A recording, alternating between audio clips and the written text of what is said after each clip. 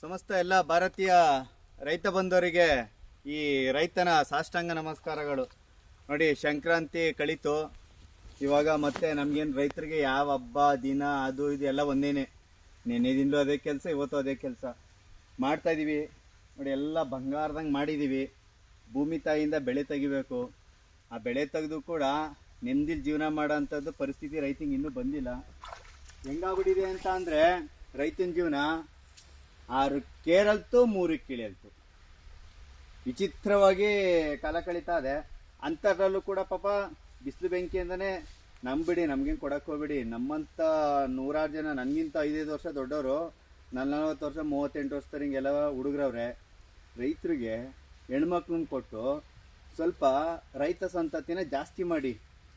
ಯಾವ್ದಾರ ಒಂದು ಗೌರ್ಮೆಂಟ್ ಬಂದರೆ ರೈತರಿಗೆ ನಾವು ಹಂಗೆ ಮಾಡ್ತೀವಿ, ಹಿಂಗೆ ಮಾಡ್ತೀವಿ, ಹಂಗೆ ಹಿಂಗೆ ಅಂತ ಹೇಳ್ತಾವ್ರೆ ರೀ. ಇನ್ಮೇಲೆ ಯಾವ್ದಾರ ಒಂದು ಕ್ಯಾಬಿನೆಟಲ್ಲಿ ರೈತ ಸಚಿವ ಅಂತ ಮಾಡಿ, ಈ ಕೃಷಿ ಆಳು ಮುಳು ಬಿಟ್ಟಾಕಿ. ಅದರಲ್ಲಿ ಆಲ್ ಓವರ್ ಇಂಡಿಯಾದಲ್ಲಿ ಎಲ್ಲೆಲ್ಲಿ ಹೆಣ್ಮಕ್ಳವೆ ಅವೆಲ್ಲನೂ ಒಂದು ಸಪ್ರೇಟು, ಗಂಡು ಮಕ್ಳು ಒಂದು ಸಪ್ರೇಟು, ಮದುವೆ ಆಗಿರೋರು ಒಂದು ಸಪ್ರೇಟು, ಮದುವೆ ಆಗದೆ ಇರೋರು ಒಂದು ಸಪ್ರೇಟು, ಹಿಂಗೆಲ್ಲ ಮಾಡಿಬಿಡಿ. ಮಾಡಿ ಈ ಕೆಲವೊಂದು ಮದುವೆ ಆಗದೆ ಇರೋ ಹುಡುಗರೆಲ್ಲ ಇರ್ತಾರಲ್ಲ, ಅವ್ರನ್ನ ತೋರಿಸಿ ನೋಡಮ್ಮ, ನೀನು ಇನ್ನೂ ಮದುವೆ ಆದರೆ ಗೌರ್ಮೆಂಟ್ ಕಡೆಯಿಂದ ಇಷ್ಟು ಲಕ್ಷ ನಿನಗೆ ಜೀವನಾಂಶಕ್ಕೆ ಅಂತ ಇರುತ್ತೆ, ಹಿಂಗೆ ಮಾಡ್ಕೊಂಡು ಹೋಗ್ತೀಯ. ಆಮೇಲೆ ಅವರಾದರೂ ಅಷ್ಟೇ, ಮಿನಿಮಮ್ಮು 2-3 ಮಕ್ಳಿರ್ಬೇಕು. ಇನ್ಮೇಲೆ ಹಿಂದೂ ಸಂತತಿನೂ ಜಾಸ್ತಿ ಆಗಬೇಕು, ಹೆಣ್ಮಕ್ಳು ಆಗಬೇಕು.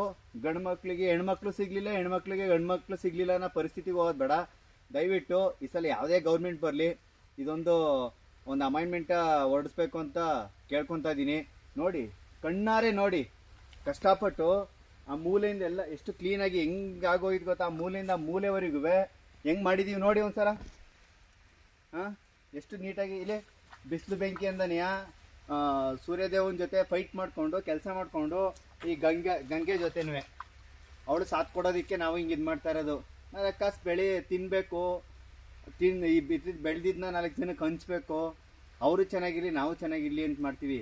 ಬಟ್ ನಾವು ಚೆನ್ನಾಗಿರಲಿ ಅಂತ ಅವ್ರು ಮಾಡ್ತಾ ಇದ್ದೀವಿ ಹೊರತು ನಾವು ಚೆನ್ನಾಗಿರಲಿ ಅಂತ ಅವ್ರು ಯಾರೂ ಮಾಡ್ತಾಯಿಲ್ಲ. ದಯವಿಟ್ಟು ಕಳಕಳಿಯಿಂದ ಈ ರೈತ ವಿನಮ್ರತೆಯಿಂದ ಬೇಡ್ಕೊತಾ ಇದ್ದೀನಿ. ನಂಬಿಡಿ, ನಮ್ಗೇನು ಕೊಡದೇ ಇರೋ ಪರವಾಗಿಲ್ಲ, ಆರಾಮಾಗಿ ಹೆಂಗೋ ಏನೋ ಮಾಡಿಕೊಂಡು ಇಲ್ಲಿ ಇರ್ತೀವಿ. ಯೋಗ ಧ್ಯಾನ ಅದು ಇದು ಅಂತ ಅಂದ್ಕೊಂಡು ತುಂಬ ಜನ ನನ್ನ ಜೊತೆ ಕೇಳ್ತಾ ಇರ್ತಾರೆ, ಗುರು ಈ ನಮ್ಮಂಥ ಯುವಕರು ಅಂದರೆ ಮದುವೆ ಆಗಿರೋರೆಲ್ಲ ಯುವಕರೇ, ಈಗ ಅಂಥರ ಬಗ್ಗೆ ಒಂದು ಹೋರಾಟ ಮಾಡಬೇಕು, ನೀನು ಧ್ವನಿ ಎತ್ತಬೇಕು, ಏನಾದ್ರು ಮಾಡು ಹಂಗೆ ಹಿಂಗೆ ಅಂತ ಕೇಳ್ತಾವ್ರೆ. ದಯವಿಟ್ಟು ಮಾಡಿ.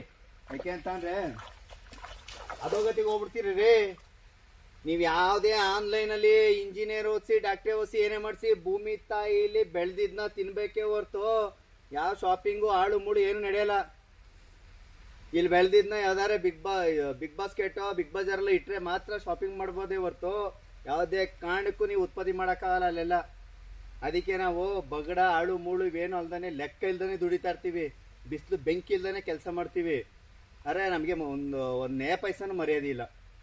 ದಯವಿಟ್ಟು ಒಂದು ಸ್ವಲ್ಪ ಅರ್ಥ ಮಾಡ್ಕೊಳ್ಳಿ, ಪರಿಸ್ಥಿತಿನ ಅರ್ಥ ಮಾಡಿಕೊಂಡು ಈ ಯಾರ್ಯಾರು ಎಣ್ಣೆತ್ತಿದ್ದೀರೋ ಗಂಡಸರು ಒಂದು ಸ್ವಲ್ಪ ದುಃಖಿ ಥರದಲ್ಲಿ ಇದಾಗಿರ್ತಾರೆ. ಅರೆ ಎಣ್ಣೆತ್ತ ತಾಯಿ ಇರ್ತಾರಲ್ಲ, ನನ್ನ ಮಗಳನ್ನ ಅಂಥ ಗಂಡು ಕೊಡಬೇಕು, ಇಂಥ ಗಂಡು ಕೊಡಬೇಕು, ಕೆಲಸದಲ್ಲಿರಬೇಕು, ಅಲ್ಲಿರಬೇಕು ಅಂತ. ದಯವಿಟ್ಟು ನಿಮ್ಮ ಮನಸ್ಥಿತಿನ ಚೇಂಜ್ ಮಾಡಿಕೊಂಡು ಒಳ್ಳೊಳ್ಳೆ ಜಮೀನಲ್ಲಿ ಯಾರು ಕೆಲಸ ಮಾಡ್ತಾರೋ ಯುವಕರು ಅಂಥವ್ರಿಗೆ ಕೊಡಿ. ಆಮೇಲೆ ದಯವಿಟ್ಟು ಕಳಕಳಿಯಿಂದ ಬೇಡ್ಕೊತಾ ಇದ್ದೀನಿ, ಪ್ರತಿಯೊಬ್ಬರು ವರ್ಷಕ್ಕೆ 10 ಗಿಡನಾರು ನೀಡಿ. ಬಿಸಿಲು ರೀ, ಎಂಥ ಬಿಸಿಲು ಹೊಡಿತಾ ಇದೆ ಗೊತ್ತಾ. ಈಗ ಮಳೆ ಬಂದರೆ ಮಳೆ ಅಂತೀವಿ, ಆ ಮಳೆನೂ ಕೂಡ ತಡೆಯೋಂಥ ಶಕ್ತಿ ಗಿಡಗಳಿಗಿರೋದು.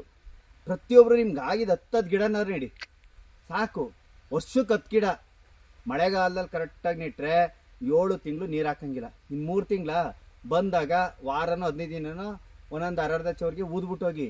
ನಿಮ್ಮನ್ನ ಎಷ್ಟು ಪರಿಸರ ಕಾಪಾಡುತ್ತೆ, ಯಾವುದೇ ರೋಗ ರುಜಿನಗಳಿಲ್ದೇ ಕಾಪಾಡುತ್ತೆ ಅನ್ನೋದು. ಆಮೇಲೆ ಏನು ಗೊತ್ತಾ, ನಾವೇ ಸಿಟಿಲೆಲ್ಲ ಕೆಲಸ ಮಾಡ್ದೋ ದುಡ್ಡು ಸಂಪಾದನೆ ಮಾಡೋದು ಇರುತ್ತೆ ಹೋಗುತ್ತೆ, ಬಟ್ ಮನ್ಸಿಗೆ ನೆಮ್ಮದಿ ಸಿಕ್ಕಿದ್ದು ಭೂಮಿ ತಾಯಿಲಿ ಈ ಗೊಬ್ಬರನ ಇಟ್ಕೊಂಡು ಕೆಲಸ ಮಾಡೋಕ್ಕೆ ಹಿಡಿದ್ಮೇಲೆ ಮನಸ್ಸಿಗೆ. ಈಗಲೂ ಹೋಗ್ತೀವಿ ನಾವು ಸಿಟಿಗೆ ದುಡಿತೀವಿ, ಬಟ್ ಆದ್ರೆ ಇಲ್ಲಿ ಬಂದಾಗ ಹಿಂಗೆಲ್ಲ ಒದ್ದಾಡ್ತೀವಲ್ಲ, ಅವಾಗ ಸಿಗೋ ನೆಮ್ಮದಿ ಇನ್ನು ಯಾವಾಗಲೂ ಸಿಗ್ತಲ್ಲ. ಹಿಂಗಂತ ಹೇಳ್ತಾ ಇದ್ದೀನಿ. ನನ್ನ ಯೂಟ್ಯೂಬ್ ಚಾನಲ್ನ ಲೈಕ್ ಮಾಡಿ, ಶೇರ್ ಮಾಡಿ, ಸಬ್ಸ್ಕ್ರೈಬ್ ಮಾಡಿ ಅಂತ ಕೇಳ್ಕೊತಾ ಇದ್ದೀನಿ. ನಮಸ್ಕಾರ.